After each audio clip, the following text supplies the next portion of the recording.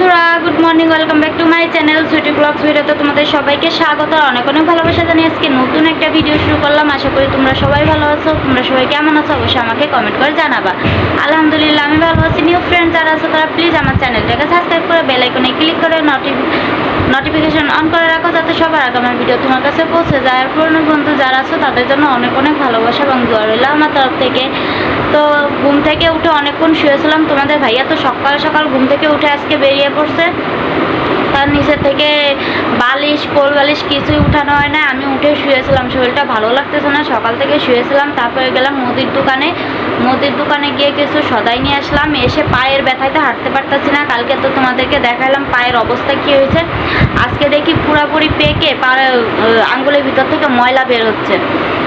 তো এই জন্য আরও বেশি ব্যথা করতেছে পায়ের ভিতরে, মানে হাতে দিতে পারতাছি না। তাও কষ্ট করে সিঁড়িতে নেমে গেছি, 3 তলার থেকে নামছি, দোকানে গিয়ে আবার সদাই নিয়ে 3 তলায় উঠছি। দেখি পায়ের ভিতরে টাটাইতেছে, আর পা ফেলতে পারতাছি না। তো এসে বসে পড়ছি। তো এখন আসলাম তোমাদের সাথে কথা বলতে। তো চলো কী কী আনছি তোমাদেরকে দেখাই।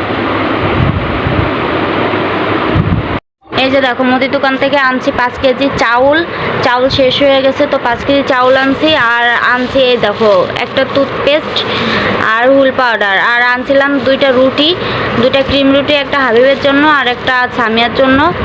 2টা ক্রিম রুটি আনছিলাম, তারও প্যাকেটটা খুলে নেই। এই যে দেখো, এই পেস্ট আনছি, কোলগেট এটা আনছি। আর আনছি হলো এই যে আধা কেজি হুইল পাউডার শেষ হয়ে গেছে। আর অনেকটি কাপড় নোংরা হয়ে আছে, তো কাপড় ধুইতে হবে, এই জন্য হুইল পাউডার আনলাম।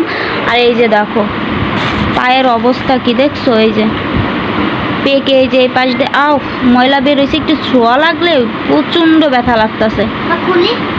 পা ফেলা হাঁটতেও পারতাছি না, পুরা এই আঙ্গুল সহ পুরা এই সাইডটা সহ পুরাটা ব্যথা হয়ে রয়েছে।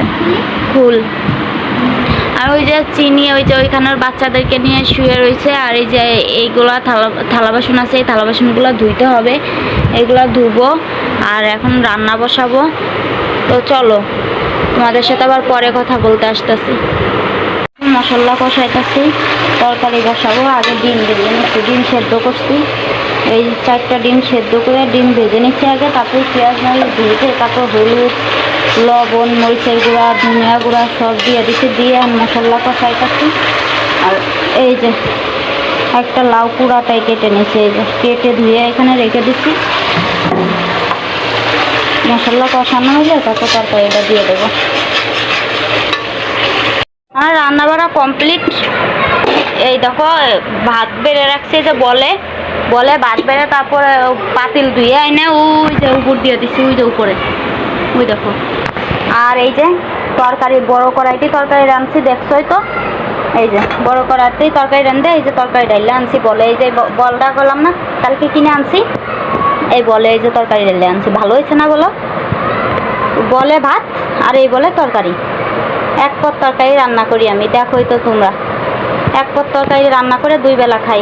অভাবের সংসারে কি করব, স্বামীর অল্প টাকা বেতন হইলে কোনো রকম করে সংসার চালাইতে হয়।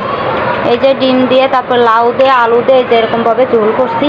কীরকমের হয়েছে আমাকে কমেন্ট করে জানিও কেমন। হ্যাঁ, এই যে সামিয়ার ভাত বেড়ে দিলাম। সুজায় বয়, কোলবালিশ সরায় সুজায় বয়, বসে না হেনে কিন্তু অনেক মানুষ তোরে দেখবো। সুজায় বয়, সবাই খারাপ কইব, কইছে সামিয়া ভালো মতো বসে ভাত খায় না। বসে সবাইরে দেখাই দে যে আমি সামিয়া ভালো অনেক। তারপরে এই যে আমার ভাত বাইরে নিছে, এই যে দেখো। আর আমার ছোটো ভাই না খেয়ে বাইরে গেছে, আইসে তারপরে খাইব। ওই যে এই দেখো আমার মেয়ে খুব ভালো না, আমার ভদ্র মেয়ে, এই যে সুন্দরভাবে বসে ভাত খাইব। এই যে তো চলো মেয়ের আমি ভাত খাই নি। আর তোমাদের ভাইয়া তো সেই সকালবেলা বের হয়েছে, এখনও আসার নামে খোঁজ নাই। তা আমি আর মেয়ে ভাত খেয়ে নেই, তারপরে হাবিব আসলে ভাত দেবো। আর ইগার মাছ শেষ হয়ে গেছে, ইগার মাছ আনবো তারপরে ভাত দেবো। এই যে প্লেটে ভাত রয়েছে, এগুলো খাইনি, মাছ আইনে তারপরে এগারে ভাত দেবো। মাছ সেদ্ধ করে বাজারে যাইতে হইব, সেই 1 নম্বর যাইতে হইব মাছ আনতে, অনেক দূর যাইতে হইব। কারণ সকালবেলা পায়ের ব্যথার জন্য সকালবেলা আমি বাজারে যাইতে পারি নাই। রাত্রেবেলা তো পায়ের ব্যথায় জ্বর এসে পড়ছে। এখনও পার অবস্থা কি, এই যে দেখো এখনও আমার পার অবস্থা কি, টাকা নেই। এই যে টাকায় হয় নাই, আমার পার অবস্থা কি, ডাক্তারের কাছে যাইতে হইব নাই বুঝতেছি না। পার খুব করুণ অবস্থা, হাঁটতে পারতেছি না। হাঁটলে পার ভিতর টারাইতেছে, যাতা বললেই প্রচণ্ড ব্যথা করতেছে, হাঁটতে পারতেছি না। ডাক্তারের কাছে যাইতে হইব নাকি বুঝতেছি না। তোমরা একটু বললো তো যে এমনি ঠিক হয়ে যাইব নাকি ডাক্তারের কাছে যাব, আঙ্গুলটার অবস্থা কি। তো এই জন্য বাজারে যাইতে পারি না, মুদির দোকানতে শুধু চাল আর এই নিয়ে আসলাম। ফুলপাটার পেস্ট তোমাদেরকে তো দেখাইলামই, চাইল নিয়ে সাথে সাথে ভাত বসাই। কালকে লাউ আনছিলাম, সেই লাউটা দিয়ে আজকে ডিম রান্না করলাম। হ্যালো বন্ধুরা, তো এখন আসলাম তোমাদের সাথে, এখন অনেক রাত, এখন তোমাদের সাথে কথা বলতে আসলাম। তো এই দেখো চিনি এই যে এইখানে ওর বাচ্চাদেরকে নিয়ে শুয়ে রয়েছে, আর ম্যাক্স ওই যে বাইরে ম্যাও ম্যাও করতেছে। ম্যাক্স আজকে কি করছে জানো, ওই মনে হয় মানে বারান্দার গ্রিলের কর্নারে গেছে, স্লিপ কেটে পড়ে গেছে, পড়ে যে রশিও ছিঁড়ে গেছে। পরে 2 তলায় আমাদের বাড়িওয়ালারা থাকে, তো 2 তলায় যাই, গ্রিলের সাথে ঝুলে রয়েছে। ঝুলা এই যে ম্যাও ম্যাও করতেছে, ওকে তো আর খুঁজে পাইতাছি না, দেখাও যায় না। পরে নিচে গেছি, নিচে যে অনেক খোঁজাখুঁজি করার পরে তারপরে দেখি যে 2 তলায় গ্রিলে ঝুলে রয়েছে, বারান্দার গ্রিলে।